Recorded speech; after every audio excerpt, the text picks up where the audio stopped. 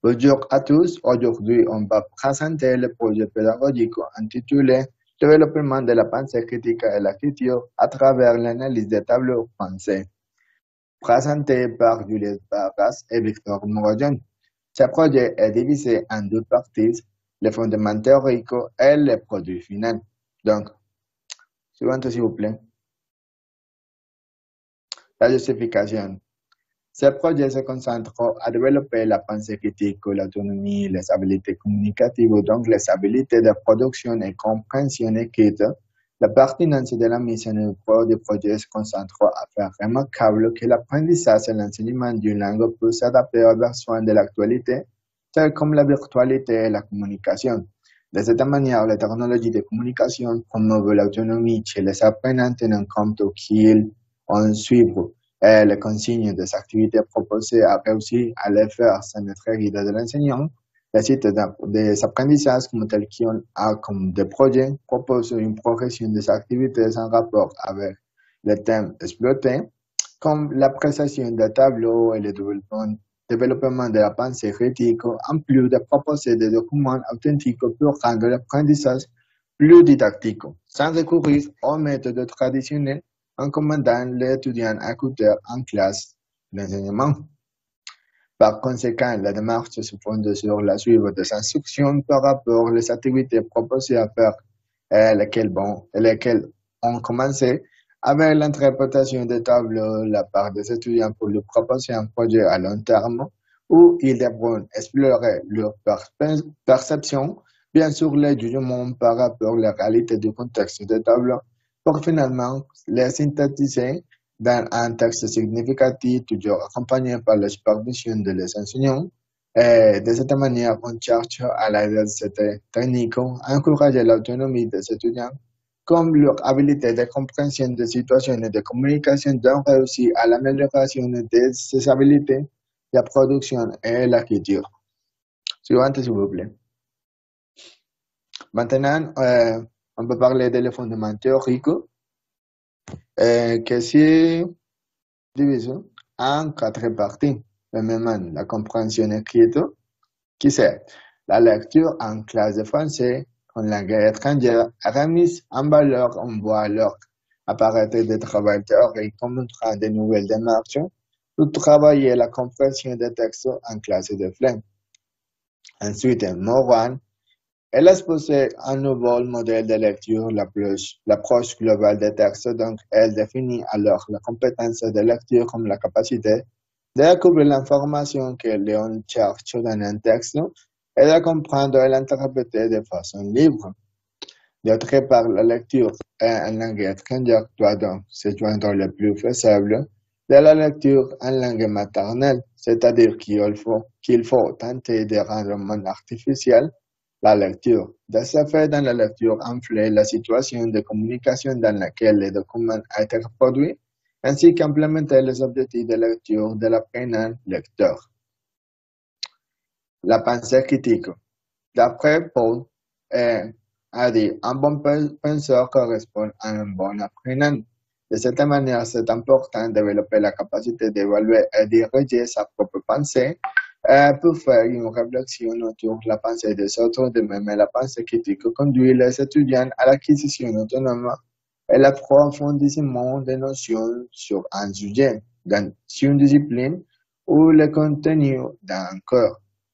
En outre, Vosberg souligne la formation de la pensée critique qui se centre sur combiner l'enseignement de la pensée critique à celui de la communication, alors ambition à réussir l'amélioration du fonctionnement intellectuel des étudiants.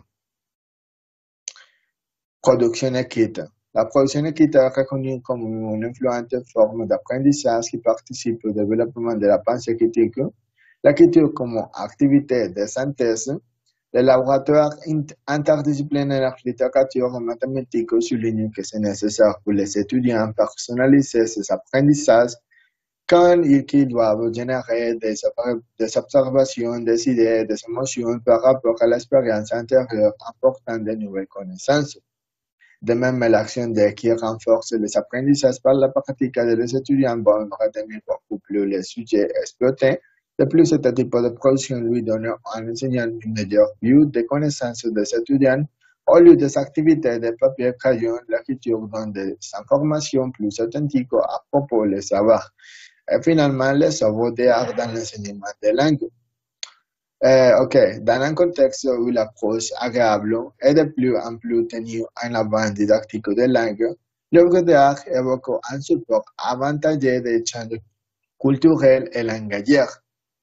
Molière souligne qu'un engagement des apprenants est favorable au processus d'acquisition à travers une partition d'émotions de stimulation de la manière comme la créativité. Cette œuvre destine à l'art public d'enseignants, d'éducateurs, des étudiants et des chercheurs offre une relation autour de l'ambassadeur de la peinture et de la photographie d'auteur, des orientations matérielles et de nombreuses traces pour la mise en place des activités à partir des supports iconiques ils sont développés.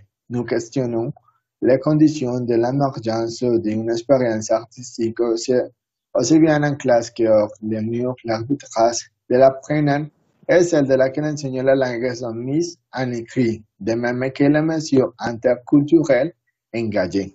Suivante, s'il vous plaît. Bon, maintenant, on doit remarquer que pour chaque activité à publier, on a dû rédiger un planning contenant les objectifs, les types d'activités, les participants et bien sûr les étapes accomplies. Après, on continue à créer les fiches que nous publierons pour que les participants puissent remplir comme tâche.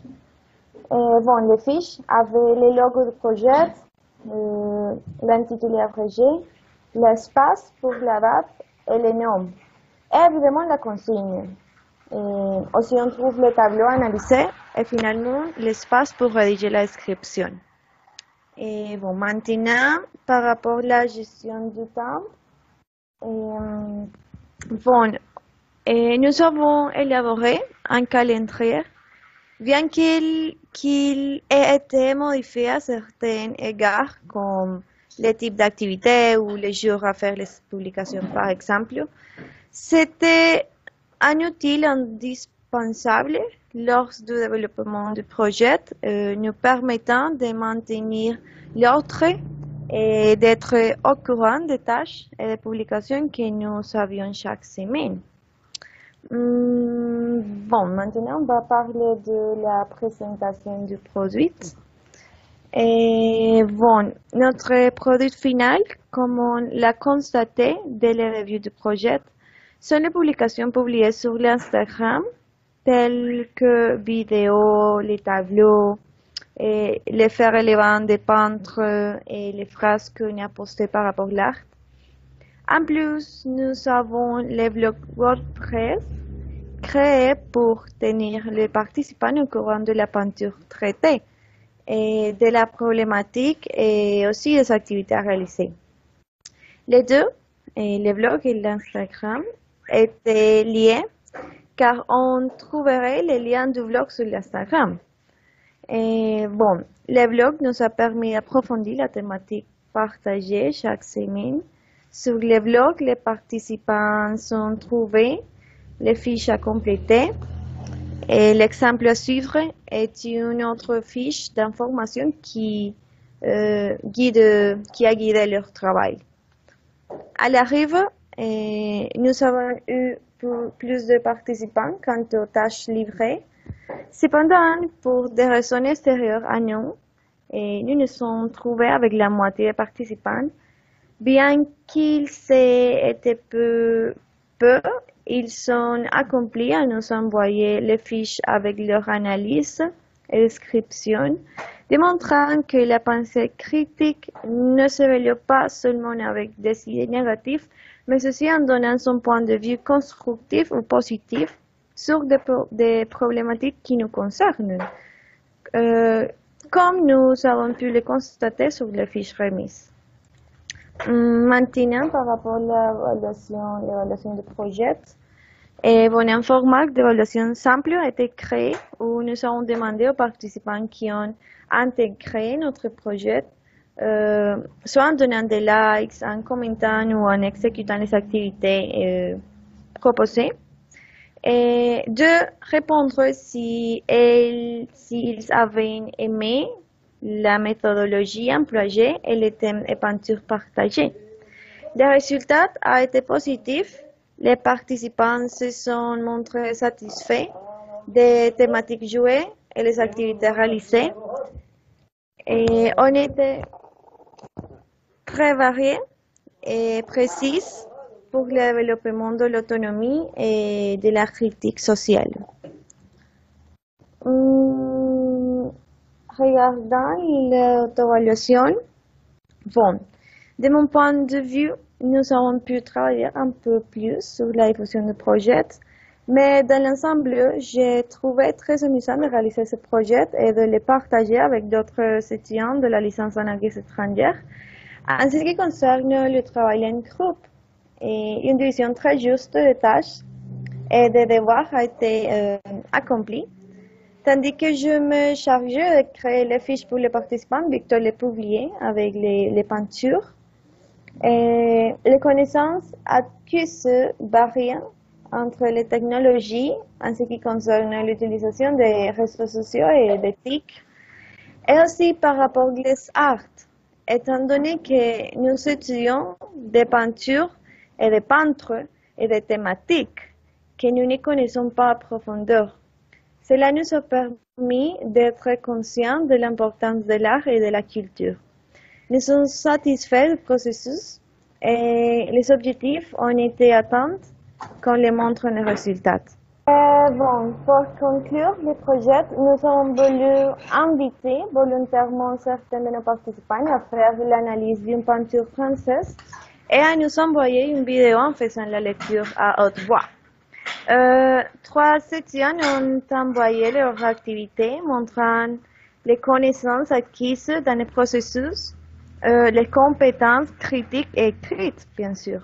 Un autre, un follower algérien, a créé une vidéo racontant l'importance de l'art dans son pays, nous montrant l'importance de ce projet culturel où il est motivé à connaître l'art étranger. Par exemple, une vidéo d'audio a été créée et publiée sur Instagram, dans laquelle tous ceux qui ont participé au développement du projet ont été remerciés et félicités. Également, nous devons remercier Mme Myriam pour sa contribution, sa patience et pour avoir guidé ce processus très important. Merci.